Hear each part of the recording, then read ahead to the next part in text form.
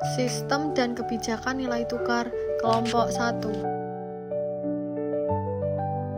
Anggota kelompok yang pertama yaitu ada Devina Anastasia dengan NIM 065, yang kedua ada Maulida Hanifah dengan NIM 067, yang ketiga ada Anissa Dwi Saputri NIM 071, dan yang terakhir ada Hega Maulida dengan NIM 072. Materi yang pertama yaitu ada pengertian nilai tukar. Nilai tukar mata uang atau yang sering disebut dengan kurs adalah harga satu unit mata uang asing dalam mata uang domestik, atau dapat juga dikatakan sebagai harga mata uang domestik terhadap mata uang asing. Sebagai contoh, nilai tukar rupiah terhadap dolar Amerika Serikat menunjukkan seberapa banyak rupiah yang dapat dibayar untuk mendapatkan 1 dolar Amerika. Nilai tukar juga dapat dilihat dari sisi sebaliknya, yaitu berapa nilai 1 rupiah jika dinyatakan dalam dolar Amerika. Sebagai gambaran yang lebih jelas, misalnya 1 dolar Amerika bernilai 8.500 rupiah. Jika nilai tukar berubah menjadi 9.000 rupiah per dolar, maka rupiah melemah atau mengalami depresiasi karena dibutuhkan lebih banyak rupiah untuk membeli 1 dolar. Sebaliknya, apabila nilai tukar menurun menjadi 8.000 rupiah per dolar, maka rupiah menguat atau mengalami apresiasi. Dalam sistem nilai tukar tetap, perubahan nilai mata uang dilakukan secara resmi oleh pemerintah. Jika pemerintah menaikkan nilai rupiah terhadap mata uang asing, hal tersebut disebut sebagai revaluasi. Sedangkan apabila pemerintah menurunkan nilai rupiah, hal tersebut disebut sebagai devaluasi. Selanjutnya ada faktor-faktor yang mempengaruhi nilai tukar. Yang pertama, permintaan valuta asing. Faktor yang pertama ada impor. Semakin banyak impor, maka semakin banyak kebutuhan mata uang asing untuk membayar barang dari luar negeri. Faktor yang kedua ada pembayaran utang luar negeri. Pemerintah atau swasta memerlukan mata uang asing untuk membayar utang ke luar negeri. Faktor yang ketiga ada modal untuk transaksi luar negeri. Kegiatan investasi, perjalanan, atau bisnis di luar negeri membuat kebutuhan akan mata uang asing meningkat. Yang kedua ada penawaran valuta asing. Faktor yang pertama ada ekspor. Peningkatan ekspor dapat membawa devisa masuk sehingga penawaran valuta asing bertambah. Faktor yang kedua ada penerimaan modal dari luar negeri. Masuknya modal atau pembayaran dari luar negeri menambah ketersediaan valuta asing di dalam negeri. Selanjutnya ada sejarah sistem moneter internasional. Periode yang pertama yaitu gold standard pada tahun 1880 sampai 1914. Di periode ini mata uang dijamin dengan sebuah emas sehingga kurs stabil tapi tidak fleksibel. Periode ini runtuh saat Perang Dunia yang pertama karena pencetakan uang melebihi cadangan emas. Periode yang kedua yaitu Bretton Woods tahun 1944 sampai 1971. Di periode ini negara-negara mematok mata uang mereka ke dolar, yang dimana dolar dipatok ke emas, bertujuan untuk menjaga stabilitas ekonomi. Akan tetapi periode ini runtuh pada tahun 1971 karena Amerika Serikat menghentikan konversi dolar ke emas. Periode yang ketiga yaitu pasca Bretton Woods tahun 1971 sampai sekarang. Di periode ini, negara tidak lagi wajib mematok mata uang ke dolar. Banyak negara membiarkan nilai tukar mengikuti mekanisme pasar, sementara sebagian lain tetap memakai sistem tetap atau campuran. Di Eropa, negara-negara membentuk EMS tahun 1979, yang kemudian berkembang menjadi Euro tahun 1999. Beberapa negara di Amerika Latin dan Asia menghadapi krisis nilai tukar pada tahun 1990 karena arus modal dan spekulasi global. Selanjutnya ada materi kebijakan nilai tukar, di mana kebijakan nilai tukar pada dasarnya diarahkan untuk dua tujuan. Yang pertama yaitu untuk mendukung neraca pembayaran, yaitu nilai tukar yang overvalue membuat ekspor mahal dan impor murah, itu membuat neraca perdagangan menjadi buruk. Sedangkan nilai tukar yang undervalue mendorong ekspor dan menekan impor untuk neraca perdagangan lebih membaik. Yang kedua ada mendukung efektivitas kebijakan moneter, di mana depresiasi nilai tukar yang berlebihan dapat muncul inflasi tinggi. Karena itu stabilitas nilai penting agar tujuan moneter itu menjadi stabilitas harga yang tercapai. Selanjutnya yaitu sistem nilai tukar diklasifikasikan berdasarkan Cotton 2002 menjadi 3 kelompok besarnya dan beberapa variasinya. Yang pertama yaitu ada Absolutely Fixed Exchange Rate Regime atau sistem nilai tukar yang tetap. Ciri-cirinya adalah yang pertama, ada nilai tukar ditetapkan oleh pemerintah terhadap mata uang yang lain. Yang kedua ada pada gold standard, uang dijamin dengan emas. Dan yang terakhir ada rentan jika nilai tukar menjadi overvalued atau jika cadangan devisa tidak cukup untuk mempertahankannya, juga sering dipadukan dengan pengendalian devisa. Selanjutnya ada Pure Floating Exchange Rate Regime atau mengambang bebas. Ciri-cirinya adalah yang pertama, nilai tukar ditentukan sepenuhnya oleh pemerintah dan penawaran pada pasar. Yang kedua, ada bank sentral tidak menerbitkan nilai tukar dan tidak intervensi langsung. Yang ketiga, ada memungkinkan kebijakan moneter independen. Dan yang terakhir, ada nilai tukar bisa sangat berfluktuasi. Selanjutnya yang ketiga ada fixed but adjustable rate atau disingkat FBAR, merupakan kombinasi fix dan floating. Ciri-cirinya adalah yang pertama, pemerintah menetapkan kurs tertentu tapi dapat menyesuaikannya terjadi perubahan fundamental. Yang kedua ada lazim dipakai banyak negara berkembang pasca Bretton Woods. Yang ketiga ada cocok jika arus modal rendah namun dengan arus modal tinggi kebijakan moneter jadi tidak independen. Selanjutnya ada sistem variasi nilai tukar atau hybrid system. Selain tiga kategori utama, terdapat berbagai sistem antara in between. Yang pertama ada current board system atau CBS. Mata uang lokal dijamin sebelumnya oleh cadangan devisa dan nilai tukarnya dipatok terhadap mata uang yang kuat. Disiplin fiskal dijalankan sangat ketat sehingga bank sentral tidak dapat membiayai defisit maupun berfungsi sebagai lender of last resort. Yang B ada flexible pledge. Bank sentral merupakan nilai tukar jangka pendek dan menyesuaikannya sesuai kondisi pasar, mengurangi floating jangka pendek.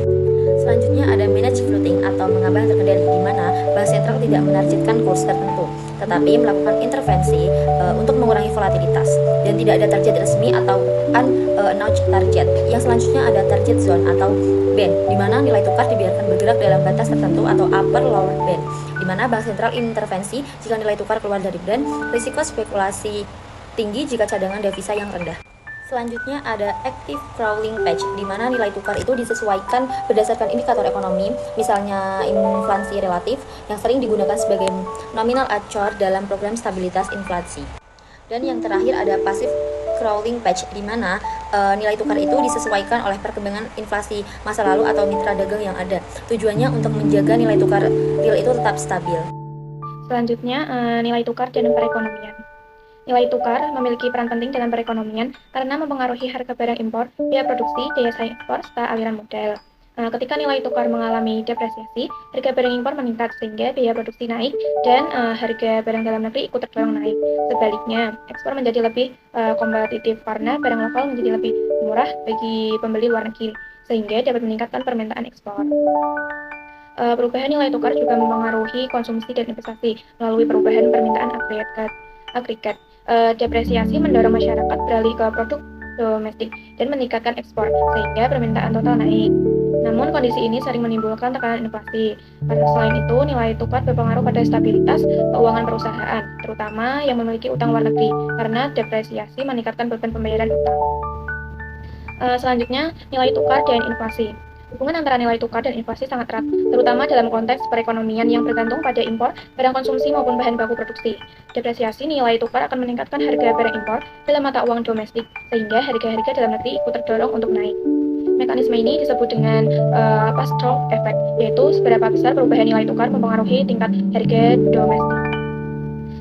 Selanjutnya, pengaruh nilai tukar terhadap inflasi terjadi melalui dua jalur. Yang pertama, jalur langsung, yaitu kenaikan harga impor seperti minyak, gandum, atau bahan baku yang membuat biaya produksi meningkat sehingga memicu inflasi. Yang kedua, jalur tidak langsung, yaitu ketika barang impor menjadi mahal, masyarakat beralih ke produk lokal. Permintaan yang meningkat terhadap produk lokal menyebabkan harga naik dan menimbulkan inflasi. Hubungan nilai tukar dengan inflasi juga dapat dijelaskan melalui konsep Purchasing Power Parity atau PPP, yang menyatakan bahwa perubahan nilai tukar akan diikuti oleh perubahan tingkat harga agar tercapai keseimbangan daya beli antar negara. Contohnya, misal harga satu botol Coca-Cola di Amerika Serikat sebesar $2 Amerika Serikat US dollar atau $1 bernilai sebesar 8.500. Dengan mengacu pada PPP, maka harga Coca-Cola impor di Indonesia adalah sebesar 2 kali 8.500 atau sebesar 17.000. Untuk penyederhanaan ini, misal biaya transportasi diabaikan dan tidak ada hambatan perdagangan atau trade barrier seperti tarif. Terus selanjutnya, nilai tukar dan neraca perdagangan. Nilai tukar berperan besar dalam menentukan posisi neraca perdagangan suatu negara. Depresiasi membuat harga lokal lebih murah bagi pembeli luar negeri, sehingga ekspor meningkat. Pada saat yang sama, barang impor menjadi lebih mahal, sehingga masyarakat cenderung mengurangi konsumsi produk impor. Namun, dampak ini sangat bergantung pada Marshall-Lerner condition, yaitu kondisi bahwa depresiasi akan memperbaiki neraca perdagangan jika elastisitas permintaan ekspor dan impor lebih besar dari satu. Selain itu, terdapat fenomena kurva efek. Pada awal depresiasi, neraca perdagangan justru memburuk karena nilai impor meningkat lebih cepat daripada penyesuaian volume impor dan ekspor. Namun, dalam jangka menengah, ekspor mulai meningkat dan impor turun, sehingga neraca perdagangan membaik. Selanjutnya, kurvanya pengaruh dari devaluasi sebagaimana dikemukakan di samping dapat digambarkan dalam bentuk kurva C. Pada daerah yang pertama itu, neraca perdagangan akan memburuk akibat kebijakan devaluasi. Hal ini dapat terjadi karena jangka pendek kebutuhan impor perusahaan masih tinggi, sementara ekspor belum meningkat. Terus pada daerah yang kedua, elastisitas barang ekspor dan impor meningkat secara bertahap, dan daerah yang ketiga, neraca perdagangan akan melampaui titik awal ketika masa Lehner condition dipenuhi. Selanjutnya, nilai tukar dan krisis ekonomi. Nilai tukar juga berpotensi menjadi sumber krisis apabila terjadi pelemahan tajam atau ketidakstabilan kurs yang berkepanjangan. Krisis nilai tukar biasanya terjadi ketika pasar tidak percaya pada kemampuan negara mempertahankan stabilitas moneter, sehingga terjadi serangan spekulatif dan pelarian modal. Fluktuasi nilai tukar yang tidak stabil juga dapat memicu pelarian modal atau capital outflow. Depresiasi yang ekstrim dapat memicu lonjakan inflasi karena tingginya harga barang impor. Industri justru yang sangat bergantung pada bahan baku luar negeri akan mengalami kesulitan memenuhi kebutuhan produksi, sehingga output nasional menurun. Secara bersamaan, perusahaan dengan utang luar negeri menghadapi peningkatan drastis dalam beban pembayaran, sehingga banyak yang mengalami gagal bayar. Kondisi ini dapat menular ke sektor perbankan melalui kredit macet dan pada akhirnya menyebabkan kontraksi ekonomi secara keseluruhan. Fenomena ini terlihat jelas pada krisis Asia pada tahun 1997 atau 1998, di mana nilai tukar rupiah terdepresiasi sangat tajam dan mengakibatkan krisis ekonomi terbesar dalam sejarah Indonesia. Selanjutnya, nilai tukar dan kebijakan moneter. Nilai tukar merupakan salah satu indikator utama dalam perumusan kebijakan moneter. Bank sentral termasuk Bank Indonesia harus mempertimbangkan dampak pergerakan nilai tukar terhadap inflasi, suku bunga, dan stabilitas sistem keuangan. Ketika depresiasi nilai tukar memicu tekanan inflasi, bank sentral biasanya merespon dengan menaikkan suku bunga untuk menarik arus modal masuk dan menahan pelemahan rupiah. Di sisi lain, pilihan sistem nilai tukar juga mempengaruhi ruang gerak kebijakan moneter. Pada sistem kurs tetap, bank sentral harus menjaga stabilitas nilai tukar sehingga kebijakan moneter menjadi tidak bebas. Sebaliknya, pada kurs mengambang, bank sentral lebih bebas pada level tertentu ya.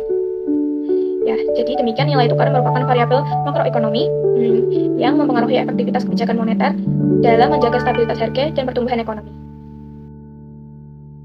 Yang selanjutnya yaitu perkembangan sistem dan kebijakan nilai tukar di Indonesia tahun 1945 sampai 2003. Yang pertama yaitu periode awal kemerdekaan tahun 1945 sampai dengan 1959. Indonesia awalnya menerapkan sistem nilai tukar tetap atau fixed exchange rate. Periode ini ditandai dengan upaya penyeragaman mata uang atau Oeng Republik Indonesia atau ORI, kebijakan moneter darurat seperti gunting, jadi footing atau pemotongan nilai uang, dan devaluasi berulang. Pemerintah juga sempat memberlakukan sistem nilai tukar berganda atau multiple exchange rate untuk mengatur pemasukan dan pemakaian devisa. Yang kedua yaitu ada periode ekonomi terpimpin tahun 1959 sampai 1966. Pada masa ini sistem nilai tukar tetap dipertahankan, namun kondisi ekonomi sangat tidak stabil, mencapai hipervisi hingga 635% pada tahun 1966. Pemerintah melakukan money-centering uang dan devaluasi besar yang membuat nilai tukar rupiah terhadap dolar Amerika Serikat merosot tajam. Yang selanjutnya, yang ketiga yaitu periode stabilisasi dan rehabilitasi tahun 1966 sampai 1983. Kebijakan ekonomi diarahkan pada stabilisasi sistem nilai tukar, berangsur berubah dari tetap menjadi sistem devisa bebas pada 1971. Perubahan paling fundamental terjadi pada 15 November 1978 karena 15 di mana sistem nilai tukar resmi beralih mengambang terkendali atau managed floating. Rupiah didevaluasi secara signifikan dan diperkirakan kurs diatur dalam kisaran tertentu oleh Bank Indonesia atau BI dikaitkan dengan sekeranjang mata uang mitra dagang utama. Yang selanjutnya, yang keempat, yaitu ada periode deregulasi ekonomi 1983 sampai 1996, yaitu Indonesia terus menggunakan sistem nilai tukar mengambang terkendali dengan mekanisme pita interferensi. Periode ini ditandai dengan dua kali devaluasi besar pada tahun 1983 dan 1986. Untuk meningkatkan efisiensi pasar dan mengurangi interferensi BI, pita interferensi dilebarkan secara bertahap, membiarkan fleksibilitas yang lebih besar pada pasar valuta asing. Yang terakhir, yang kelima, yaitu periode krisis dan setelahnya 1997 sampai dengan 2003. Akibat tekanan krisis moneter Asia, BI terpaksa melebarkan pita investasi dan pada 14 Agustus 1997 akhirnya beralih ke sistem nilai tukar mengambang penuh atau floating exchange rate system. Kebijakan ini diambil karena intervensi menjadi titik efektif dan cadangan devisa terkuras. Rupiah mengalami depresiasi tajam. Pasca krisis, tujuan utama kebijakan nilai tukar bergeser dari menunjang neraca pembayaran menjadi menunjang efektivitas kebijakan moneter dalam rangka memelihara stabilitas nilai rupiah atau sesuai Undang-Undang Bank Indonesia 1999 dan 2004. Yang selanjutnya yaitu ada kesimpulan. Pada akhirnya, evolusi kebijakan nilai tukar berujung pada pergeseran tujuan utama berdasarkan UU Bank Indonesia yang baru. Kebijakan nilai tukar tidak lagi berfokus pada target kura tertentu atau menunjang neraca pembayaran semata, melainkan menjadi instrumen untuk menunjang efektivitas kebijakan moneter yang bertujuan tunggal, memelihara stabilitas nilai rupiah secara keseluruhan terhadap barang atau jasa dan mata uang asing. Ini menandai kedewasaan, kelembagaan, dan pengolahan kebijakan moneter di Indonesia. Terima kasih.